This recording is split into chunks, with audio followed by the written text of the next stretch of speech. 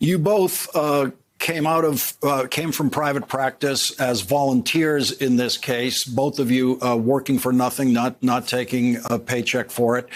Steve, you're a former prosecutor at the county, state, and federal level.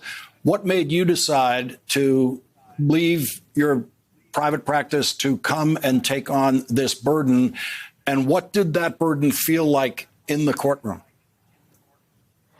Well, people talk about receiving a call. I received a call quite literally. It was from the Attorney General, Keith Ellison, called me. I'd never spoken with him before.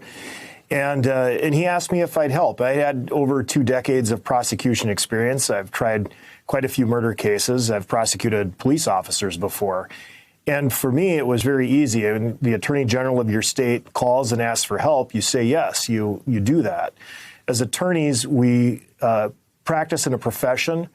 It's a noble profession, and it's a privilege. It's a privilege to practice law. It's a privilege to make a living in the practice of law and serving others. It's a joy to be able to practice with your friends. And of course, when he called and asked, I wanted to help. My firm allowed me to do so. They allow pro bono opportunities. They've always allowed attorneys to follow their heart. They allowed me to do that. And, we do it. We have a special responsibility as attorneys.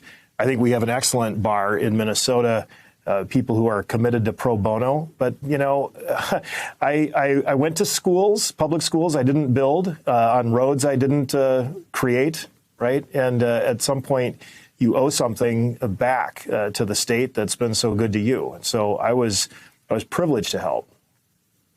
Jerry, why did you decide to join the case? And what did it feel like when you were in the courtroom? Did it feel like this is why you became a lawyer? This is where you needed to be? Well, I'll start the question in reverse. It did feel like this is why I became a lawyer, and this is where I was supposed to be. I formed the idea of becoming a lawyer in the 2nd grade, frankly, because I like to read. And it made my mother proud to see me read, and she said, you should be a lawyer. So I thought that's a good thing if it makes my mother happy. And I never let it go. But for me, Lawrence, what most people wouldn't realize, that this was my first foray into criminal law and the first criminal case I'd ever been involved in.